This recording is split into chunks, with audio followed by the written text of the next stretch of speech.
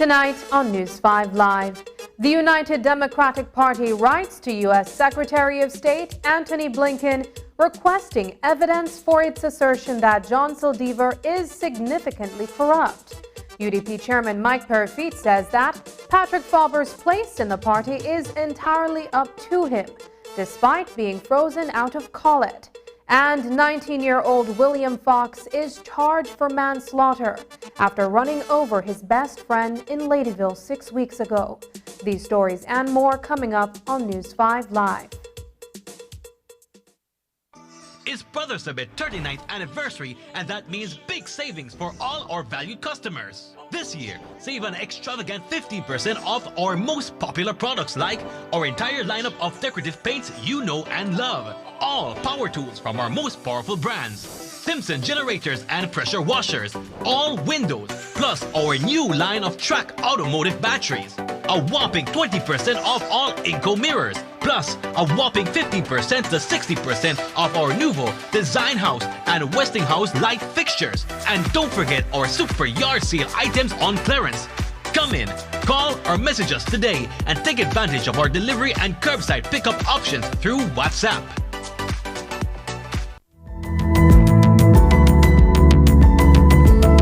Smart introduces Real Unlimited Postpaid Plans, providing customers with unlimited talk, unlimited text, and unlimited data. Now that's a real great deal. With Smart Plus, Share 1 and 2, and Enterprise 1 and 2 plans, you can talk as much as you want, text as much as you want, and for the first time ever in Belize, you can enjoy unlimited data with your postpaid plan. So come in and sign up for an unlimited postpaid plan and enjoy limitless possibilities. In addition, other plans such as the Flex Junior, Choice, and Select have been boosted with a lot more talk, text, and data, providing you with the best value for your budget. Be unlimited with Smart. It's time to power your dollar with Smart.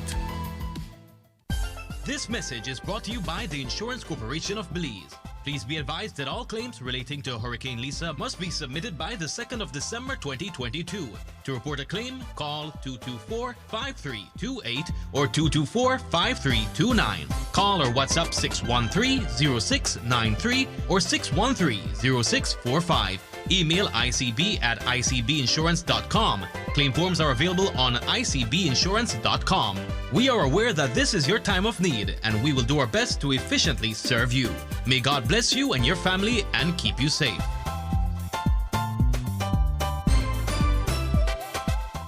I was 17 and in love, and I thought he loved me too. But now I know that a loving partner should not take away your choice of clothes you wear or the music you listen to. He should not take away your purse, car keys, or your phone so that when your family calls, you cannot answer. If your partner is controlling you, it is domestic violence. Call 0800-A-WAY-OUT or our cell phone number 672-9628.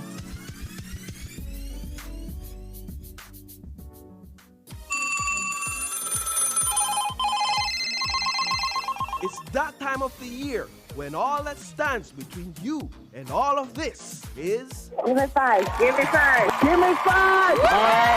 That's all it takes. Get your coupons at Channel 5 and Coney Drive and Channel 5's website. Then, starting Monday, December 5th, keep those phones close and tune in to Channel 5 at 8 p.m. as we start our nightly giveaways until Friday, December 9th. Remember, when the phone rings, don't say hello. Say, give me five.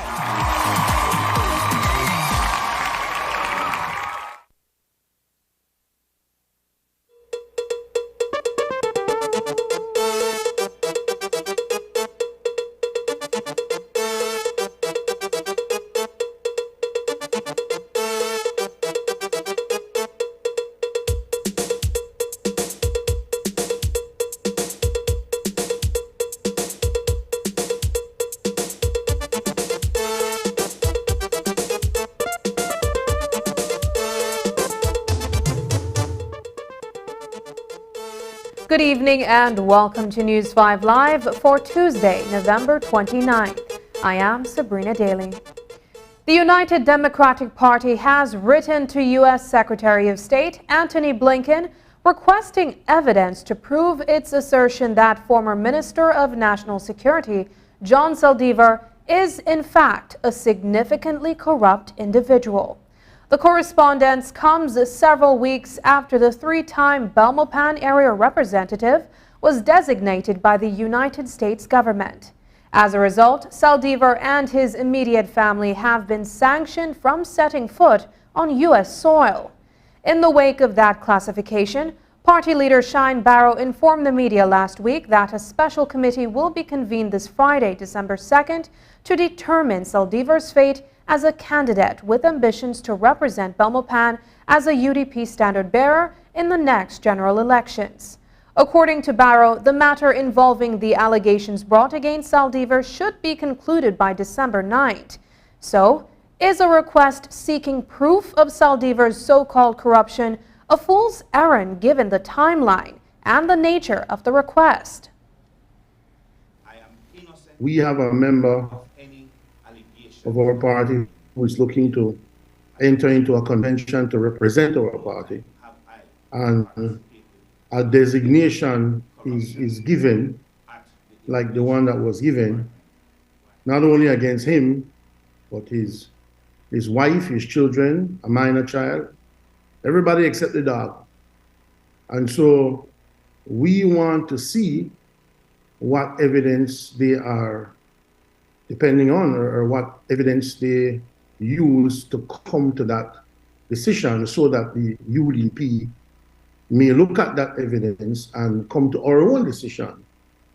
So we just wanted to know what they have, because they didn't present any information. They didn't say that he was indicted or charged or or anything of that sort.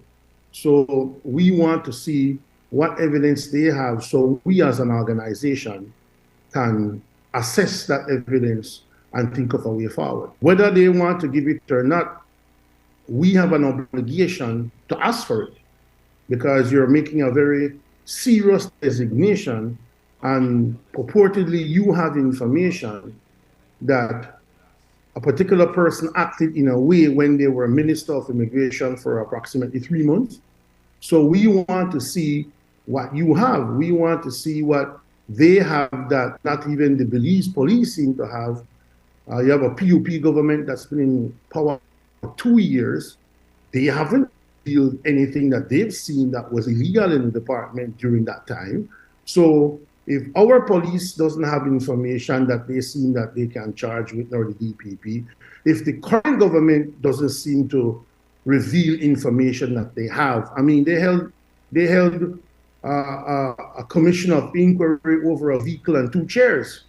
So you would think that when they went through the immigration department, that they would have found something that they wanted to find some sort of inquiry on, or some sort of information that they would want to bring criminal charges on, like they did with Minister Montero.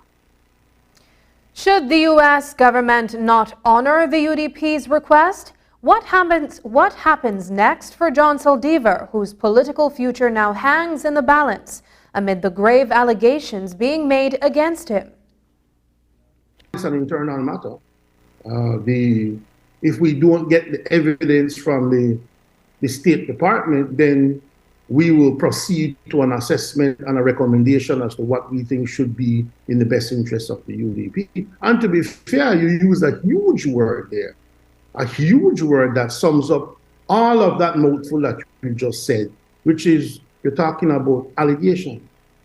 We need evidence. You don't designate a person. We don't believe that I go into the U.S. Embassy and I say, you know what? I think that such and such is such and such, and they designate you based on that. I don't think that they would do that. So we want to know what evidence that they have. We want to know. We're asking them as a party who was in government for 12 years, who we cooperated as 2 nations to fight against crime in general. We're saying, look, if you have evidence, we would like to see that evidence for us to be able to be in a position to assess what's going on as a party that will be in government again. We want to know what's going on. I think that's only fair for the UDP to ask.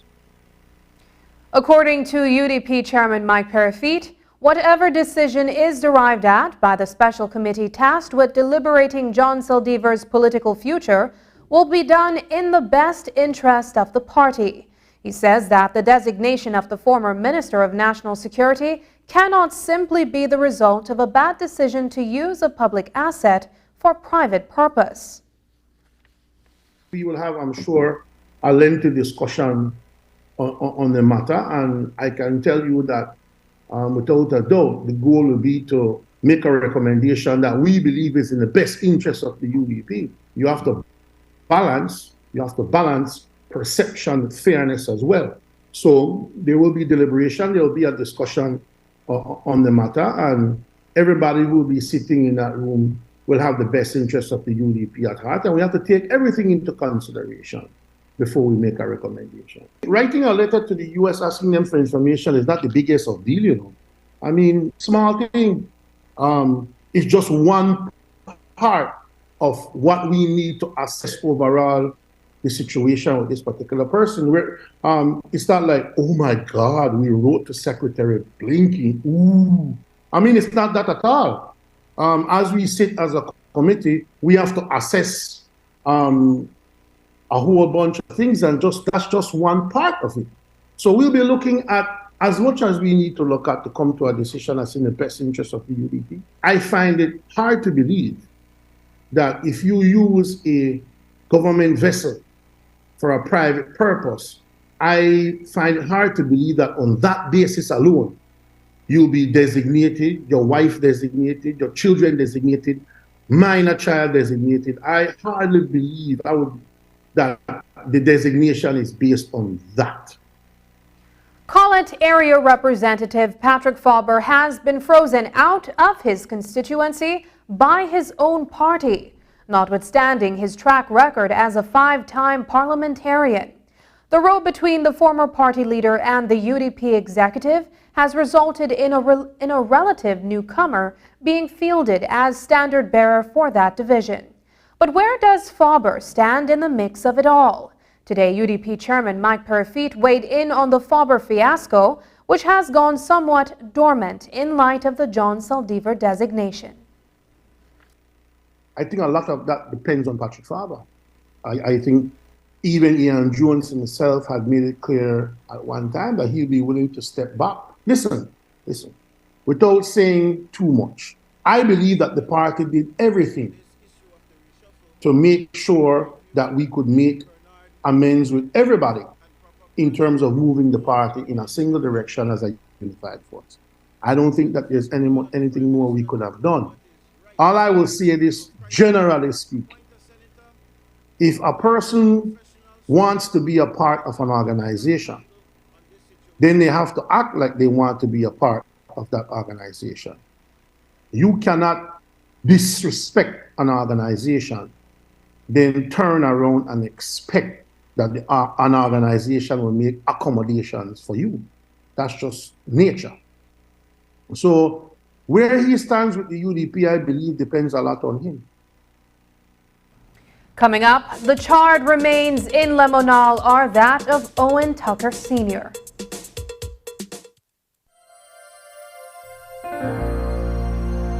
Hello, friends. This is Dr. Bob Roberts with another 60-second sermon from God's Word. The Bible says, I am the door. By me, if any man enter in, he shall be saved and shall go in and out and find pasture. The thief cometh not but for to steal and to kill and to destroy. I am come that they might have life and that they might have it more abundantly. I am the good shepherd. The good shepherd giveth his life for the sheep. While traveling in Iran, the writer Eric Bishop came upon a large circular piece of land that was enclosed by a large hedge of thorns. He asked a villager what it was there for. Villager related that the sheep stayed in the round space at night for safety. Mr. Bishop then asked what the thorns were there for. The villager replied, if a wolf tries to break in and attack the sheep, he will knock against the thorns, and they will make a noise that will awaken the shepherd to drive the wolf away. Then, pointing out the enclosure's doorless entrance, Mr. Bishop asked why a wolf wouldn't just enter in through the opening. The villager replied, because that's where the shepherd sleeps, with his body stretched out across the opening or doorway. Jesus not only refers to himself as the door of the gate for the sheep to enter into the fold at night for safety, but as a good shepherd who knows his sheep by name. He not only guards the gate with his life, but is willing to give his life for the sheep. In a most wicked world, who is guarding the door for you? Today's 60-second sermon has been presented by Christian Foundations of Faith in cooperation with the Baptist churches in your area. What did you mean earlier about climate change, Mom? Well, when I was your age, I remember beautiful coral reefs and healthy beaches. The summers weren't as hot as they are right now, and the rainy season meant that it only rained when it was supposed to. And then what happened? The weather just started to change, and storms got worse. Coral reefs started to die because the ocean was getting too warm, and crops started to die because there was not much rain. You know, we realized as adults that we were doing something that was causing this. What were you all doing? Same thing we're doing now. Not using clean, renewable energy, chopping down too many trees, and even polluting the air with gases, such as the gases emitted from our cars when we drive around. We need some help before it's too late, Mom. We can't let it get worse. What can I do? We can raise our voices. With 35 million dreams, aspirations, and futures at risk in CARIFORUM, we need your voice in our story against climate change. Acknowledge, commit, act. This message is brought to you by the Caribbean Community Climate Change Center under the Intra-ACP Global Climate Change Alliance Plus program and is funded by the European Union.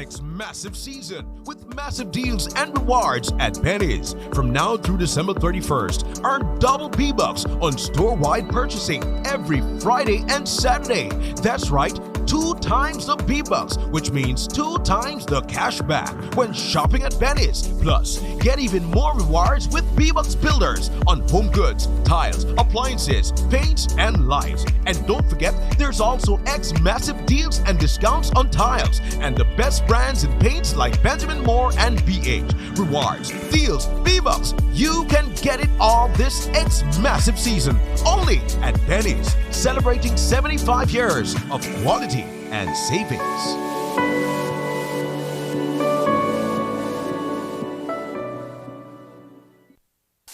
Time to wake up. Time to prepare for the day. Time to learn. Time to make a difference. Time to look after yourself. Time to see your healthcare provider. Don't let cervical cancer stop you from unleashing your potential. Now is the time to get vaccinated. Now is the time to get screened. Now is the time to end cervical cancer. For more information, visit us at www.paho.org/endcervicalcancer.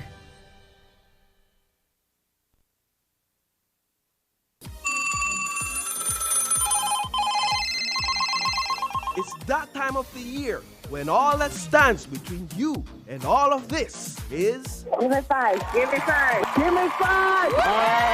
That's all it takes. Get your coupons at Channel 5 and Coney Drive and Channel 5's website. Then, starting Monday, December 5th, keep those phones close and tune into Channel 5 at 8 p.m. as we start our nightly giveaways until Friday, December 9th. Remember, when the phone rings, don't say hello. Say, give me 5.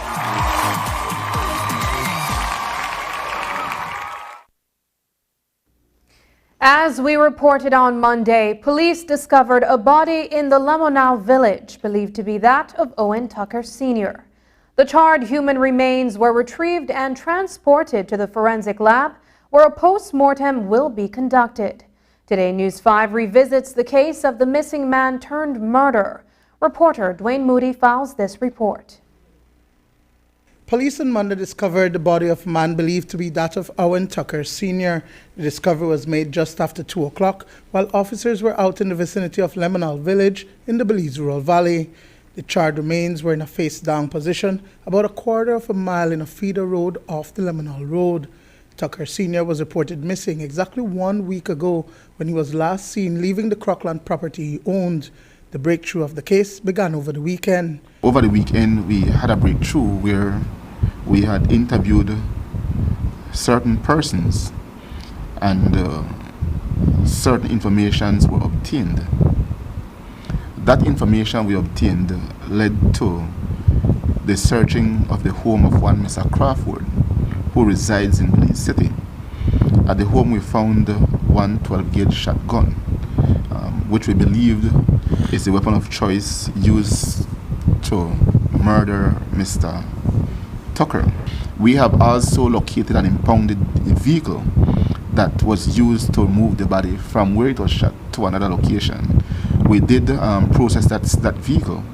We used the luminal test, and that revealed blood in the trunk of that vehicle. We have obtained those samples and it will be sent for DNA. So if the DNA comes back and prove that Mr. Tucker's body was in that vehicle, then that will make the case even stronger. A missing persons report was made last Wednesday, and investigators, along with family members and friends, including the accused, carried out searches in Biscayne, the area which he was last seen alive. We're hoping for the best at this moment, especially for his elderly mom's sake. He's the last surviving child out of 4.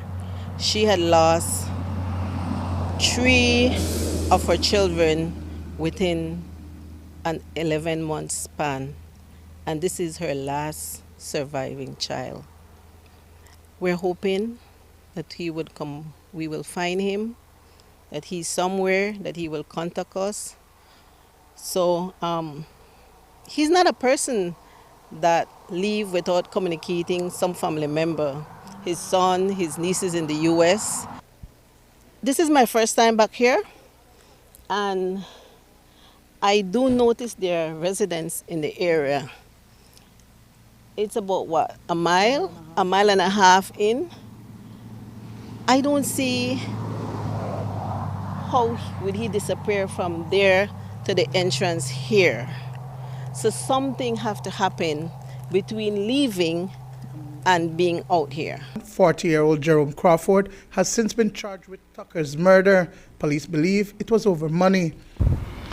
Mr. Crawford was taken into custody and was interviewed by the police.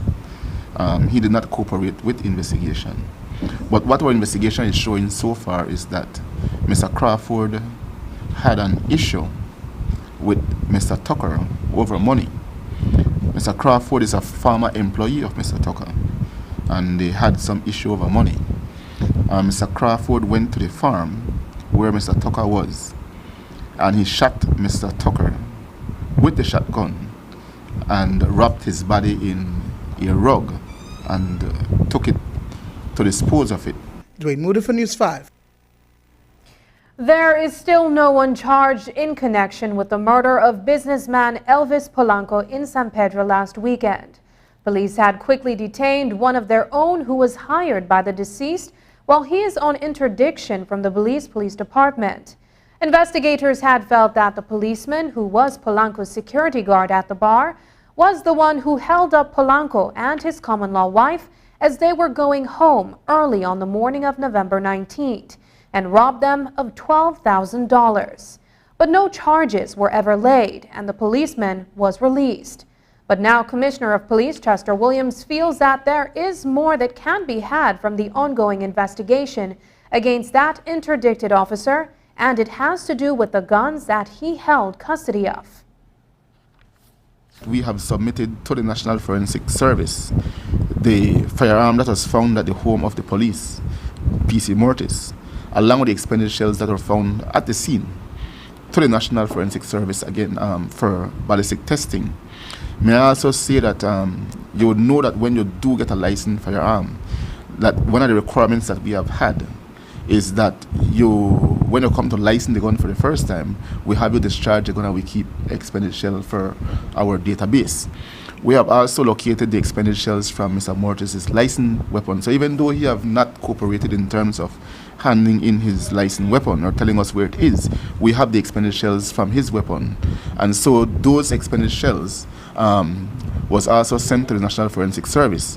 And they will compare to see if the same gun that fired those shells that we had from his licensed gun is the same gun that fired the shells that are found at the scene. So we are now able to compare ballistic in respect to the illegal firearm found with him and his licensed firearm that we have not yet found.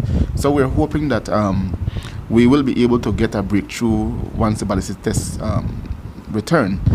We have also submitted the clothing that was taken from the other police officer, and that went to the forensic lab again for DNA testing.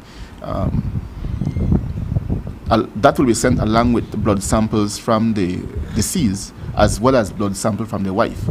If it can be proven that the blood found on his clothing belonged to either the wife or the deceased, then again that will help us to be able to build a circumstantial case on the other policeman. The tally on the murder rate for 2022 won't be in for another few weeks. But what the Belize Police Department can say from now is that they have been saddled with the number of burglaries that have occurred for this year.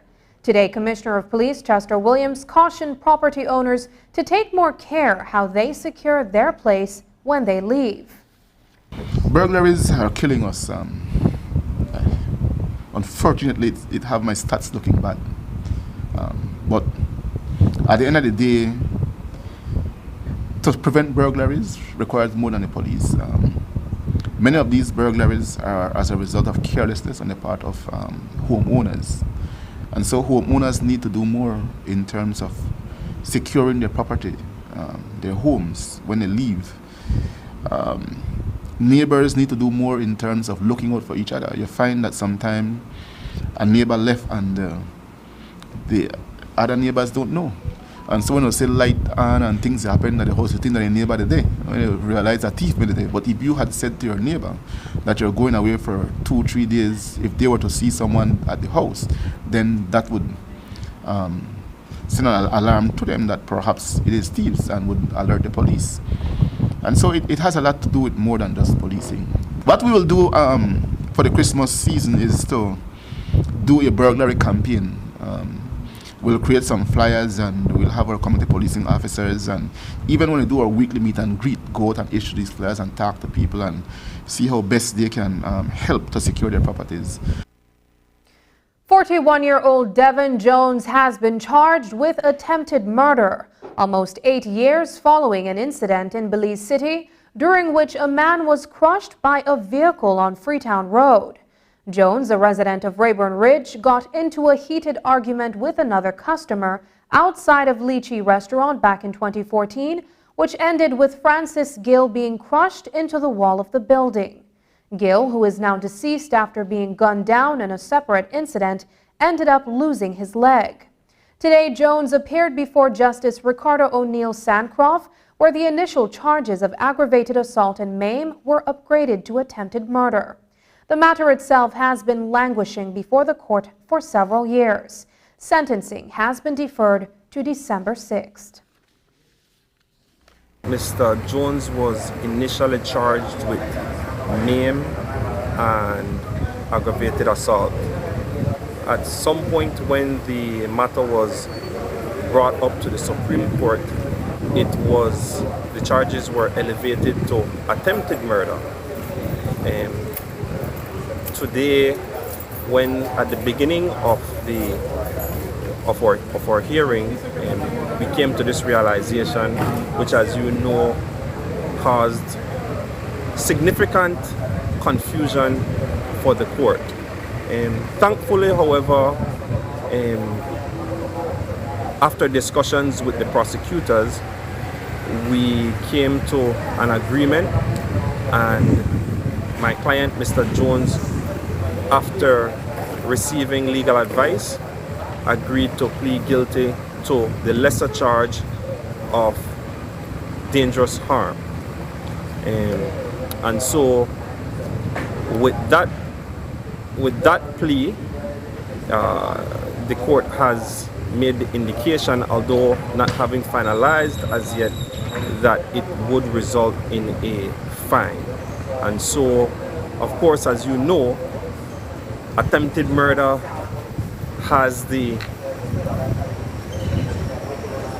can result in the ultimate consequence of life imprisonment, and so my client decided that he did not want to even attempt to try and challenge that based on the facts, the evidence that we had before the court, and so he agreed to plead guilty to dangerous means of harm, which again the court has indicated would result in a fine. Yes, the talk or the discussion of a compensation that has already been paid to the family after the victim. Yes.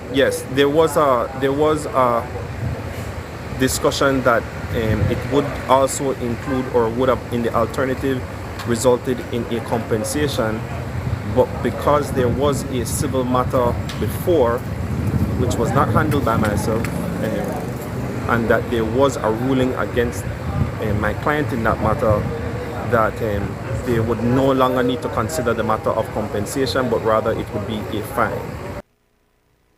This afternoon, 19-year-old William Fox was arraigned on charges of manslaughter by negligence, causing death by careless conduct, and driving a motor vehicle without due care and attention after fatally running over his best friend in Ladyville on the night of October 14th.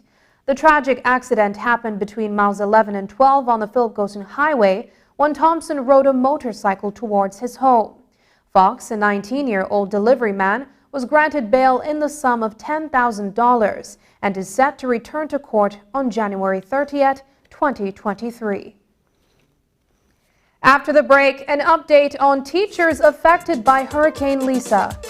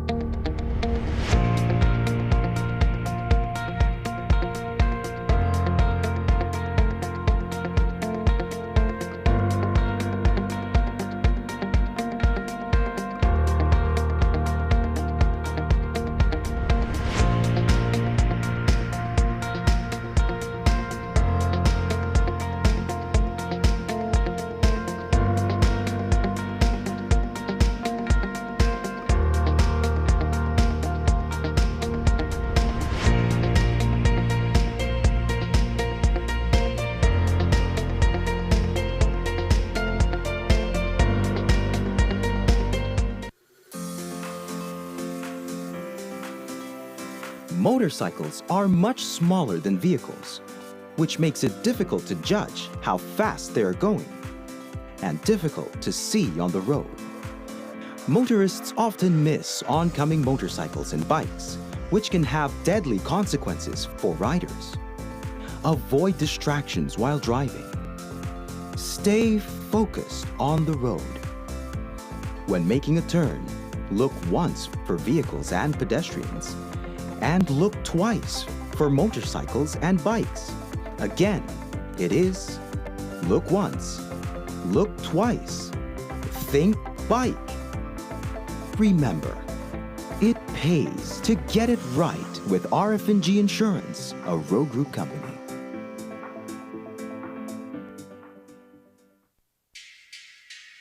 My lights, yeah.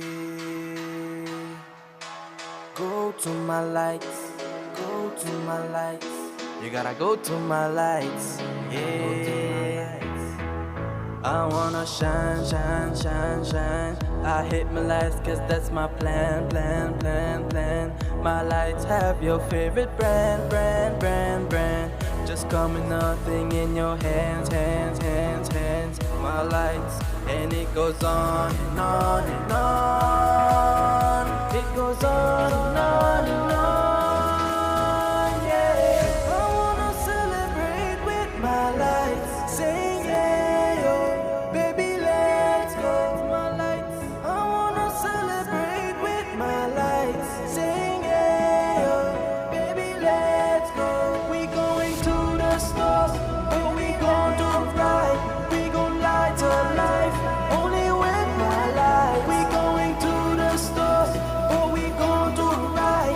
We gon' light a life, only with my lights. Staying connected with your loved ones while traveling is even more important during this global pandemic. With Digi, this is even easier and more convenient with our data roaming plans. Postpaid customers have instant access to mobile data when in 41 destinations worldwide. With 3 affordable plans, starting at only $28, it's easy to instantly connect via your favorite digital platform. To purchase your data roaming plan, contact Digi before your travel date. If you are already abroad, you can contact us via email at digihelp@livedigi.com or via WhatsApp at 608-8888. For more information, visit our website at livedigi.com/digicel or visit a Digi store near you. You can roam, stay safe, and stay connected with Digi.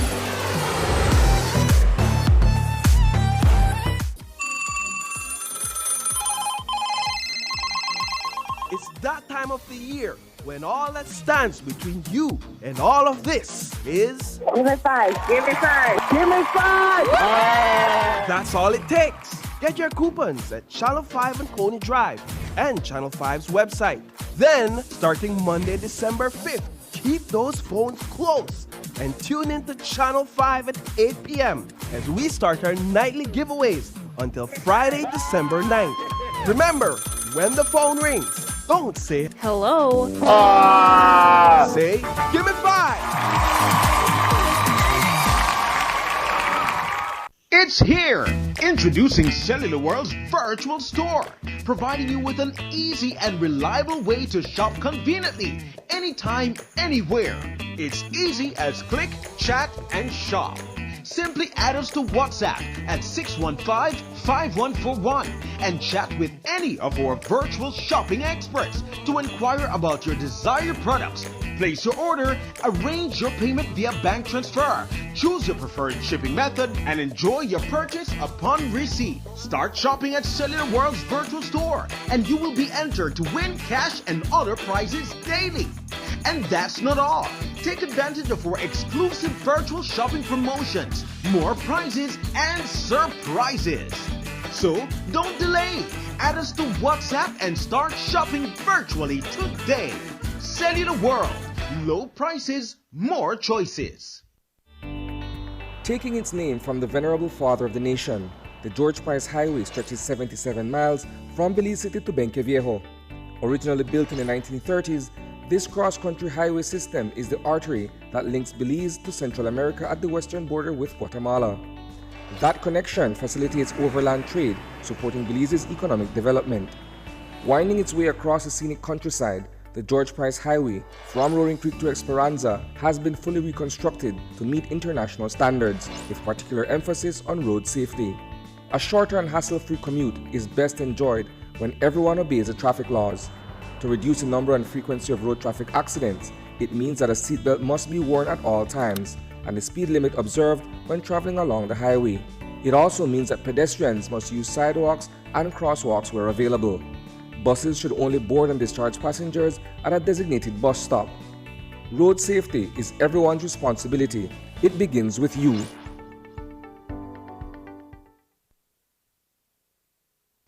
She has been at the helm of arguably the most firebrand union for over 5 years. But come June 2023, Senator Elena Smith will be stepping down as president of the Belize National Teachers Union. Smith has held many hats, including union leader, activist, teacher, parent, and senator. While she will be demitting that post in 6 months, Smith says that she will still remain a unionist. It has been a challenge, but I think when you have a passion for what you do and you have supportive family members, then it helps. Even at times when they don't support you, when they say enough is enough. My family has said to me, you have been in it for 27 years, it's time for you to get enough. It's time for you to leave that and attend to your family. But it's something that I love, just as much as I love my teaching, I love my union work. And so the balance has been difficult at times, but thank God I've managed to overcome that, and I am now at the end of that journey. So I think I've done well. But unionism is not something you retire from, correct?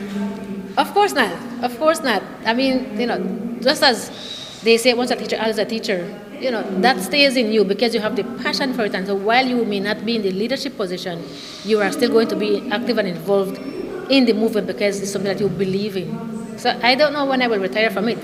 I will retire from leadership, but not from being an active member of my union. When do you retire from the leadership? June. The BNTU national president also gave an update on the teachers who were affected by Hurricane Lisa earlier this month. Senator Elena Smith says that over 200 teachers were affected and relief has not been provided as yet. Smith makes an appeal to government to assist teachers as urgently as possible. When we met with the minister, we had asked him specifically to, for them to assist the teachers as urgently as possible because we wanted for them to be in school with a sense of security, being in it and knowing that, okay, well, my roof has been fixed and I don't have to worry. No, we have teachers who still have their roofs off, who still houses and a mess, who have not been able to find the funds or to get the assistance, to fix back their homes. Persons are still, out there living with friends, and not being able to be in a place where, they have the privacy, I mean, it's hard for you to go into a classroom and be focused on teaching your students, knowing that, tonight when I go home, I'll be in this house with this person, I don't have my own room, my things. A colleague of mine, her roof went and she still has her stuff in her house, and she has to be hoping that nobody goes in to take her stuff while she has to go and find somewhere else to live. So many of them have not gotten the help that they need, and I'm really actually appealing to the government as much as possible. Please help our teachers to be able to build back. I know everybody needs the help, and there are some people who may be worse off than our teachers in terms of financially, but they really and truly need that help. Last Friday, we covered the Children's Parliament at the National Assembly in Belmopan, where young people were engaged in a debate on vocational education development. It was a success, to say the least. But one student who stood out for Union Senator Elena Smith was Student Area Representative for Belmopan, Maria Cow. The visually impaired student argued for and on behalf of differently abled persons and was a shining star for her past teacher, Senator Smith. Over the weekend, the Union Senator shared with News 5 that it was a proud moment for her. I was very proud yesterday, and not just because, of the way the children performed, but of the example that they are setting. And I hope that those in the house would really and truly pay attention to how the children, took on those responsibilities without behaving the way they behave. But also, if you saw Maria was in that set. Maria was one of my students at St. Ignatius School, and so from then, she was just this bright child. Her disability did keep her back. She was a very intelligent child. She continues to be. And so, seeing her in the house, seeing where we have moved and we have gone a step further to include persons with diverse abilities really and truly, warmed my heart. But I think what took the cake for me was when I listened to so many of those parliamentarians in that house yesterday referring to teachers and referring to, our salary cut and our increment freeze, and, you want to do something new, but you've not set a foundation and yet you want to move on, and so it shows that they know, as I said, they know what's going on. They are thinking logically. Listen, you want to do this in every district, where will the money come from? And so it really and truly gives me hope that, when I move out and when we as the older folks move out, we have some capable youth who can take over the roles that we are doing. And hopefully, when we get to that point, we will see the change that we really and truly want to see. Currently taking place at the Mexico Sports Center is a two-day forum designed to bring together the key players in the development of youth and sports. The end goal is to align all the programs that cater to youth and sports in order to enhance what they offer to these youth. Today, 40 representatives of sporting federations and associations sat with officials from the Ministry of Youth and Sports and from the Department of Youth Services to do just that. News 5's Marian Ali was there and filed this report.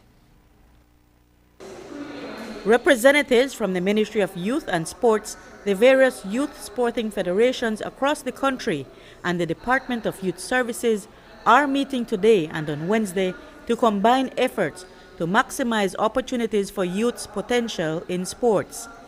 CEO in the Ministry of Youth and Sports, Marconi Leal, says there was a litmus test conducted before today's plan for the future is drafted. We had a needs-based assessment in terms of youths, where we interviewed, I think, 7,000 youths across the country.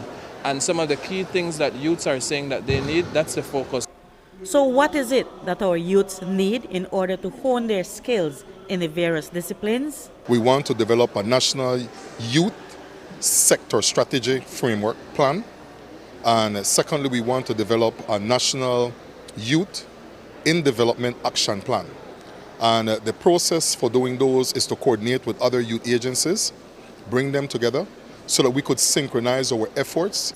And what can a ministry provide? Through the National Sports Council, much can be accomplished, according to that governmental agency's director, Ian Cal. and it has to involve the business community. Once there is inclusivity, once we work along close, then much more can get accomplished. There's a lot that the associations and federations can benefit from the National Sports Council once they are registered. Many years ago, there was some tax breaks that was created for businesses to contribute more to sports.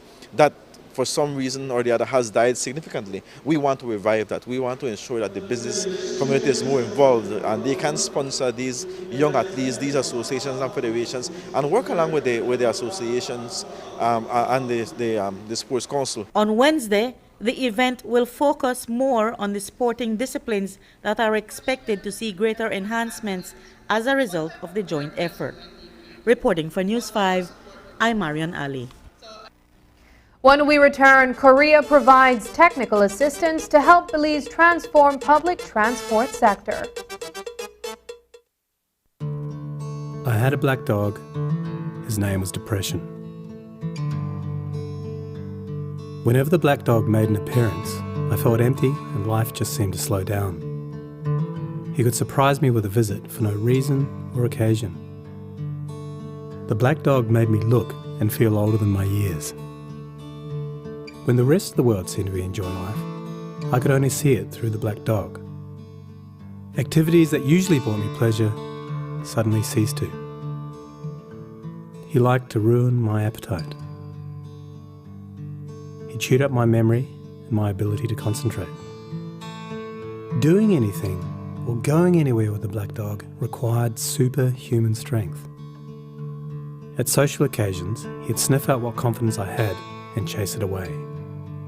My biggest fear was being found out. I worried that people would judge me. Because of the shame and stigma of the black dog, I was constantly worried that I'd be found out. So I invested vast amounts of energy into covering him up. Keeping up an emotional lie is exhausting. Black dog could make me think and say negative things.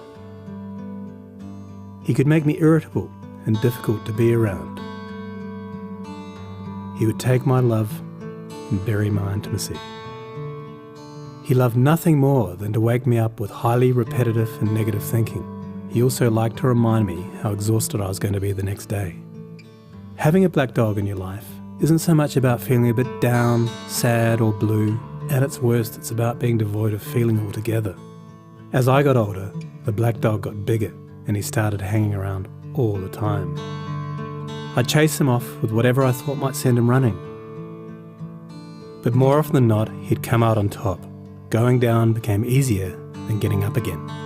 So I became rather good at self-medication, which never really helped.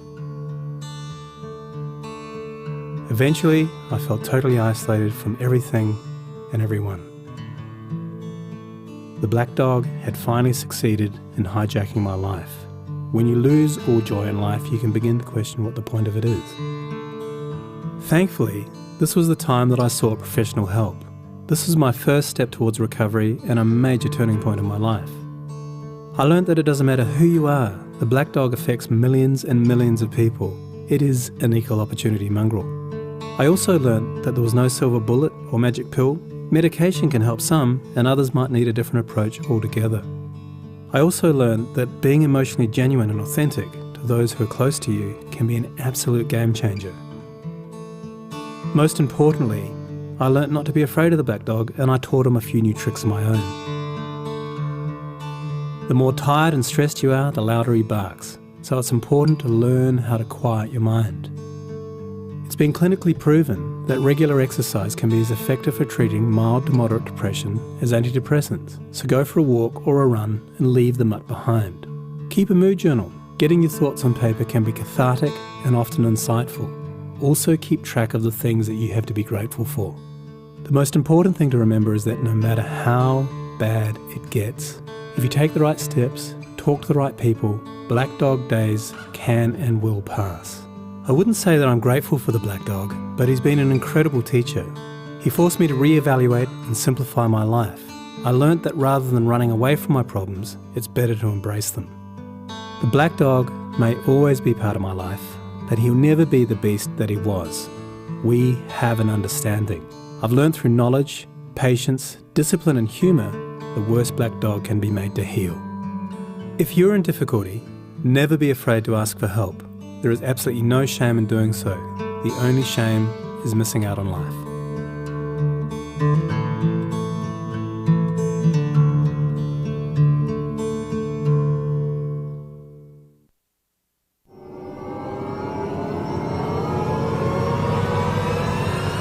Social Security, transforming service delivery. My Social Security is your secure online account to manage all your Social Security information. My Social Security launched in March 2021 with registration service to apply online for new or replacement Social Security cards. Upgrades to My Social Security continues with a new look, enhanced customer experience, and its newest feature, Sickness Benefit Online application.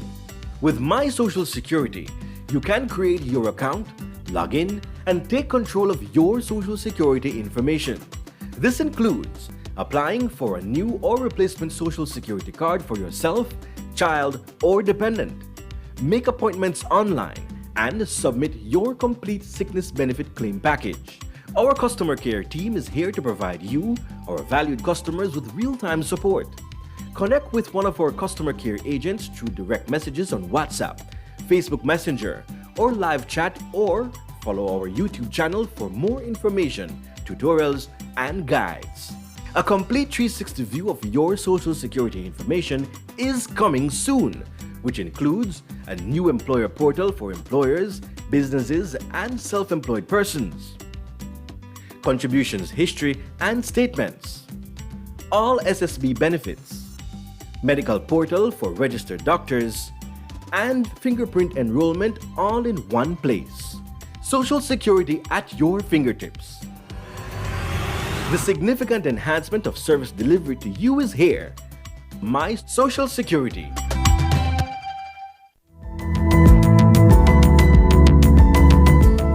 Smart introduces Real Unlimited Postpaid Plans, providing customers with unlimited talk, unlimited text, and unlimited data. Now that's a real great deal. With Smart Plus, Share 1 and 2, and Enterprise 1 and 2 plans, you can talk as much as you want, text as much as you want, and for the first time ever in Belize, you can enjoy unlimited data with your postpaid plan. So come in and sign up for an unlimited postpaid plan and enjoy limitless possibilities. In addition, other plans such as the Flex Junior, Choice, and Select have been boosted with a lot more talk, text, and data, providing you with the best value for your budget. Be unlimited with Smart. It's time to power your dollar with Smart.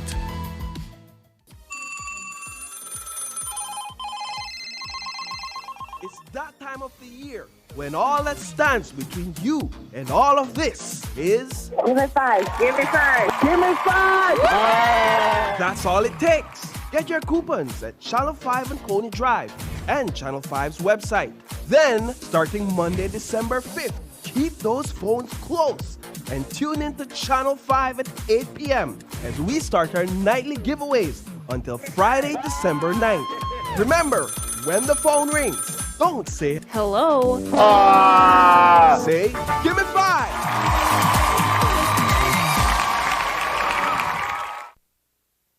Belize's Disability Week 2022 is being recognized from the 27th of November to the 3rd of December. The theme for Belize's observation of Disability Week 2022 is Meaningful Inclusion Matters.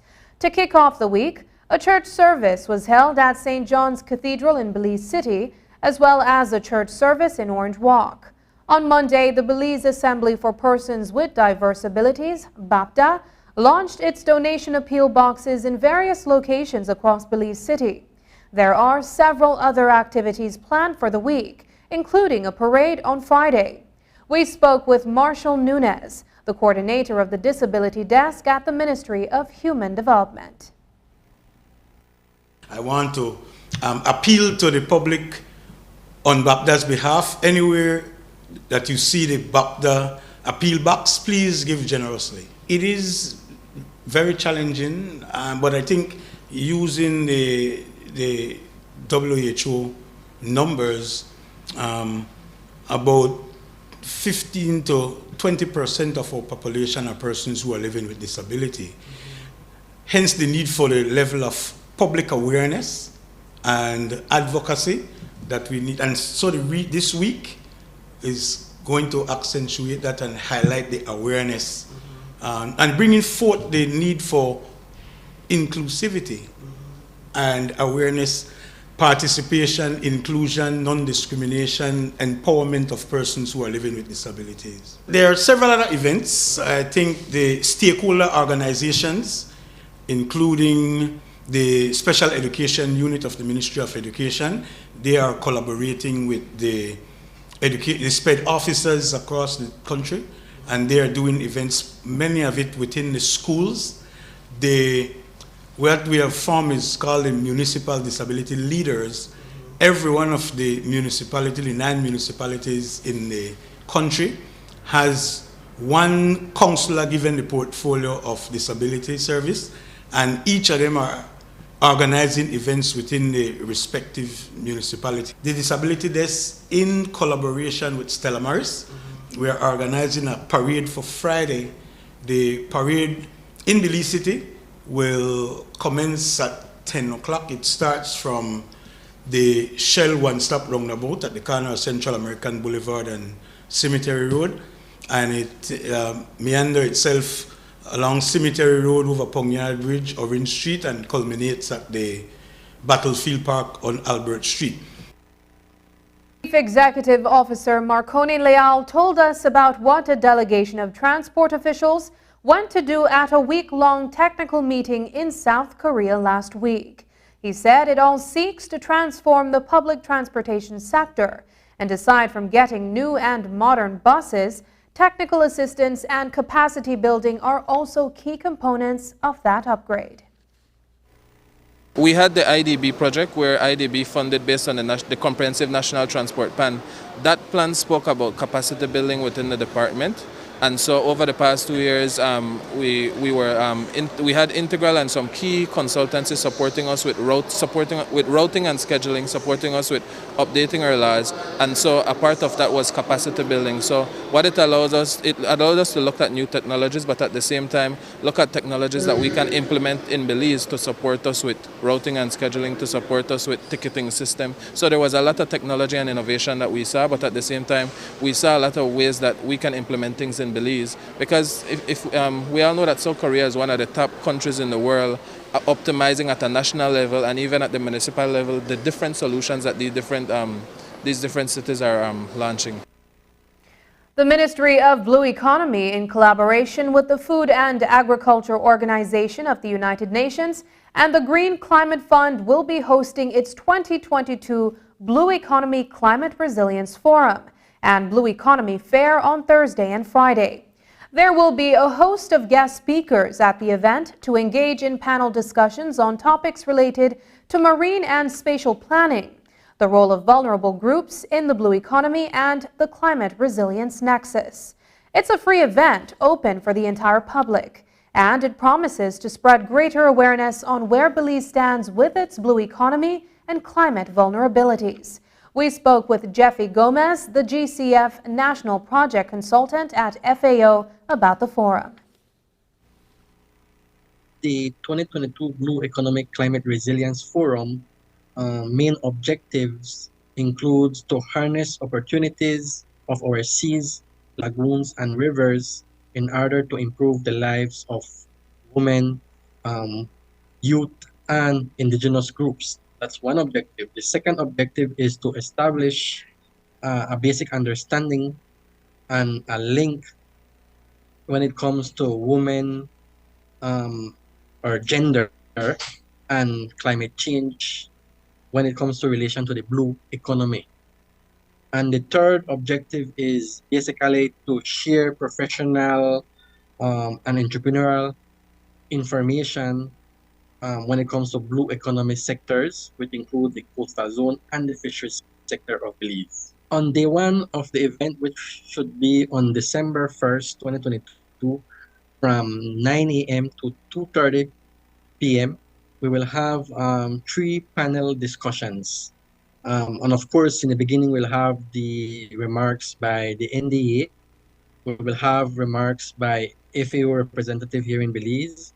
We will have remarks by the Blue Economy Unit, which is the ministry itself, also, and then the panelists includes members of the Coastal Zone, the Fisheries Department, the Belize Association of Planners. We have Belize Chamber of Commerce, WCS, the Director of Women and Family Department within the government of Belize. We have the National Garifuna Council, and we have activists also in terms of human rights. And also we have the Met Office. And basically the three panel discussions will focus on areas such as marine spatial planning, the role of vulnerable groups within the blue economy sector, and blue economy and the climate resilient nexus. Gomez also gave us an update on the FAO's work with the Enhancing Adaptation and Increasing Resilience in the Coastal Zone and Fisheries Sector of Belize project. The project seeks to increase the resilience through improved climate data and information gathering, monitoring, and dissemination of information. Here is what Gomez had to tell us. This deliverable, this forum is part of a wider project. The project is entitled Enhancing Adaptation and Increasing Climate Resilience in the Coastal Zone and Fisheries Sector of Belize. And the different outputs of this project includes, for example, to develop an intersectoral committee. We want to bring all the relevant stakeholders together for them to formulate different projects, to be aware of what is going on in terms of climate change, in terms of the different effects of climate change at the community level. And also we have developed a gender analysis. And this gender analysis is a comprehensive analysis that has given us insight in terms of gender, of what is happening in the Coastal Zone and Fisheries sector. And that analysis was used to create a gender strategy and action plan, which these documents have been completed and is available to the wider public. And one of the 2022 Climate Resilience Forum is one of the two forums that that actually we have held, because we have held a Women in Fisheries Forum, which took place back in June, whereby we invited about 60 women to participate in the Women in Fisheries Forum, and we demonstrated the effects of coastal erosion at Monkey River. And we share the knowledge, and they share their community knowledge to us. The 6-month period that the government had given for the fuel subsidy to bus operators has expired. But until there's a new definitive arrangement put in place, the current subsidy remains in effect. That's also simultaneous to a new bus schedule being drafted that will govern how and when each bus will run. CEO in the Ministry of Transport, Marconi Leal Jr., told the media today. We're working with bus operators, we're having consultation sessions with them, and so as soon as those are finalized, then we'll be releasing those to the public. There is a new agreement in light of this whole Petro-Caribe arrangement. How does that, what kind of a role does that play in all of this?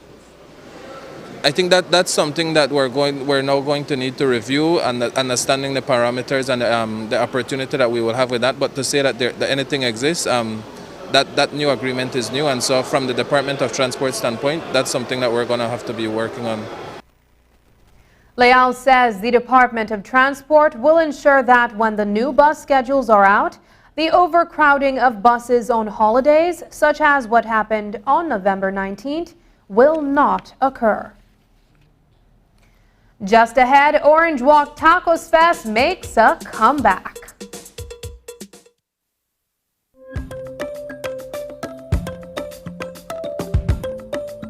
The Belize Amnesty 2022 registration period will be from the 2nd of August to the 30th of November.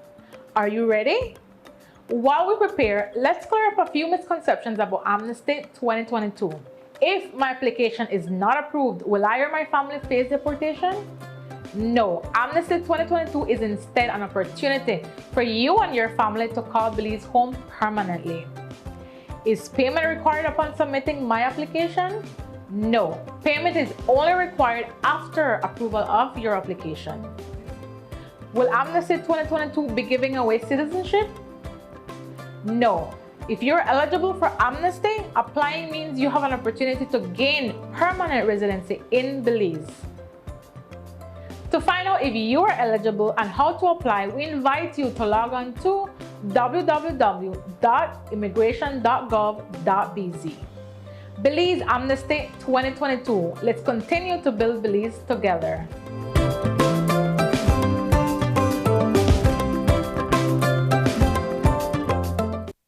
How are we to measure the success of our lives? For many, an ordinary life should have the following: a job, a house, enough money to buy a new car. But what if we threw out the ordinary? What could escaping ordinary at our jobs do? How about for our marriages? What if I told you we could all be escaping ordinary? Join us as we begin our new series.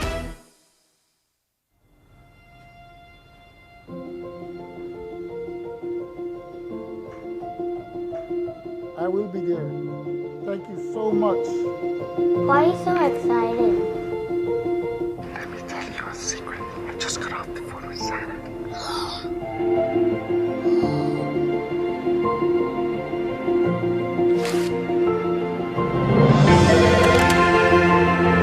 Hi, Santa. For Christmas, I want a pea shooter, a football.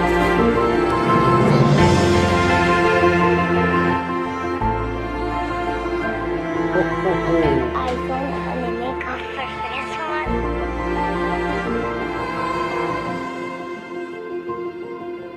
Oh, come on. 1 second.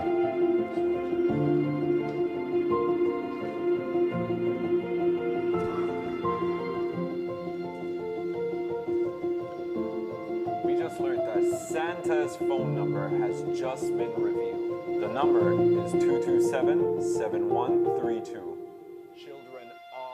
I'm sorry, Dad. I shared Santa's phone number.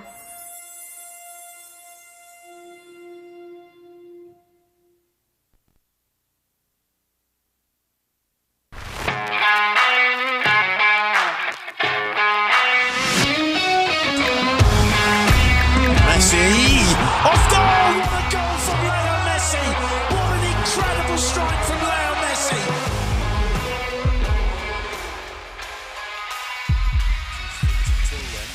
Neymar and Messi is standing over this. Messi! Off goal! What a goal from Leo Great entertainment stays with you, and we bring you great entertainment. Next Gen, the ultimate digital experience.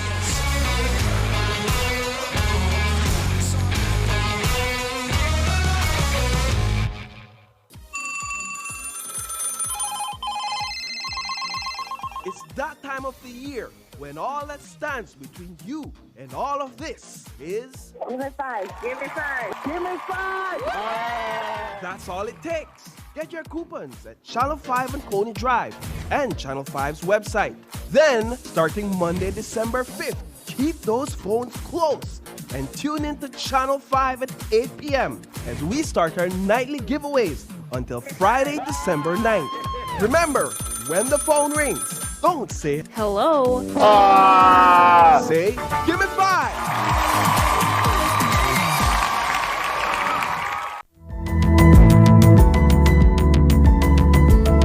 Smart introduces Real Unlimited Postpaid Plans, providing customers with unlimited talk, unlimited text, and unlimited data.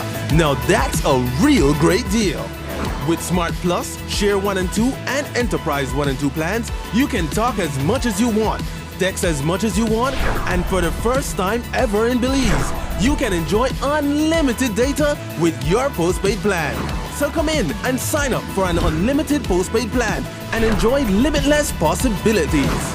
In addition, other plans such as the Flex Junior, Choice, and Select have been boosted with a lot more talk, text, and data, providing you with the best value for your budget.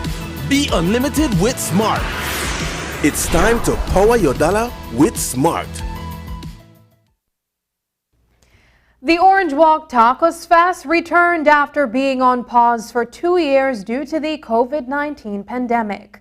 On Sunday, the heart of the town came alive with tacos vendors from across the country and visitors from near and far who wanted a taste of what the event had to offer. The all-day event began at 7 a.m. and concluded at 10 p.m. News 5's Paul Lopez was in attendance. He filed the following report in this week's Culture Tuesday coverage.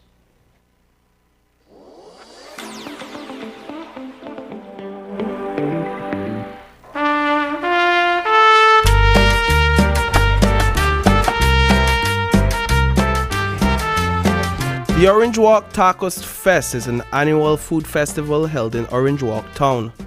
Vendors from various parts of the country converge on the Sugar City to promote their tacos businesses. And on this day alone, you can find the widest variety of tacos made in Belize, all in one location. Robert Usher is an Orange Walk resident and one of the organizers behind the fest. What makes Tacos Fest what it is all about the vendors. Because the vendors are the one that makes up the Tacos Fest. And like we will go and eat the tacos, then we make it bigger. The tacos has been in Orange Walk from the 70s. Then the times people used to sell the tacos like in a carrier bike. And then you go and you buy your tacos. They say, give me 2 tacos, 3 tacos. They're not giving a plate, just giving your hand. Right, sir. Yes, and then afterwards it start growing and growing and growing. And we look at it as a growing industry. And we did a count 10 years ago. That time we had over 50 tacos vendors in Orange Walk.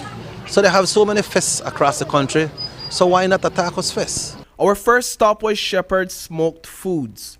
They serve a style of tacos that is unconventional to Belize, the crispy tacos. The process of preparing this meal begins with the hard taco shell being placed in the holder. They then add your choice of meat, some lettuce cilantro mix, cheese, and sour cream. We spoke with Raymond Shepherd, the owner of this business. This is his first time at the fest. The idea came from the Taco Bell business in the United States. I noted that while there are many variety of tacos in Belize, there is no crispy tacos, at least of the kind that I do, which is very similar to Taco Bell in the US. So that's how it came about. This is a new product being introduced to Orange Walk, and I trust that in fact people will gravitate to it and enjoy the experience of tasting our tacos as well.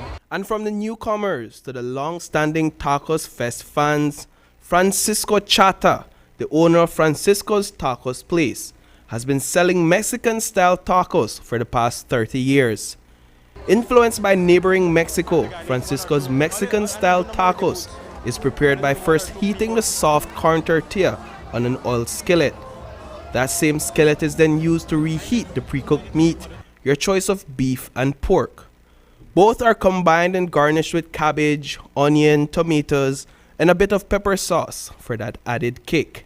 Like me, I got this belief. When I never say, all right, my tacos is this. I make the customers, right? I do. Customers come and tell me, why, Mr. Chata, your tacos is very good. Because if I try to film myself, and then the customers, when they come to me and they say, oh, no, that's no. So I make the customers. I have chicken tacos, I have the pork tacos, and I have the beef tacos, but Mexican style. Okay. Then I add the cochinita, right? Cochinita. It is the one, the roll. Oh, you did it roll. Yeah, they call that cochinita. Yeah, they call that cochinita pibil and so. Yeah.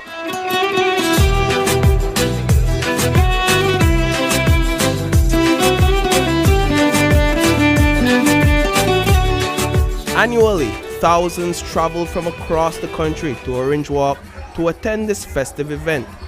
Tacos vendors flank visitors on both sides of the venue's narrow walkway. But the food is not the only reason why people flock to the event. The friendliness of Orange Walkenians is just as welcoming. And the live music will have you dancing all day. Quality Poultry Products remains one of the event's main sponsors. The company gives away a free case of chicken to every vendor that signs up for the fest. Quality Poultry has always been the gold sponsor for the Tacos Fest. Only because of the pandemic 2 years ago we didn't do it. But this year we went a little bit more bigger. We sponsor more crates of chicken than the usual amount, like 30 crates of chicken, and that's what you're going to see right now. Every tacos you taste is chicken is from Quality Poultry. And if you're not feeling for chicken, beef, or pork, then seafood tacos is also an option. We have our variety of tacos. We have specialized on seafood. We have shrimp tacos, lobster tacos, fish tacos, but we also have the traditional orange walk chicken tacos. But we also have the pebble one as well. How much demand is there for seafood tacos? It's not a conventional taco. Yeah, actually, we're surprised of how the people are responding to the seafood tacos, because I guess we're the only ones with seafood. So the people are eating good, are coming to buy, and that makes us feel happy, because we know the tacos are good, and some have already went and then come back. Upon our arrival, Robert Usher, the organizer of the fest, prompted us to stay true to the theme of the event, and that we certainly did. The theme for this tacos this year, and I point to you and I say it, eat all you can eat tacos. Reporting for News 5, I am Paul Lopez. And that's the news. Tonight's broadcast is available in both text and streaming video at channel5police.com. You can also connect with us on our Facebook page at facebook.com/News5Live. I'm Sabrina Daly. Thanks for joining us. And from all of us here at News 5, please remember to wash your hands, keep your social distance, and stay safe. Good night.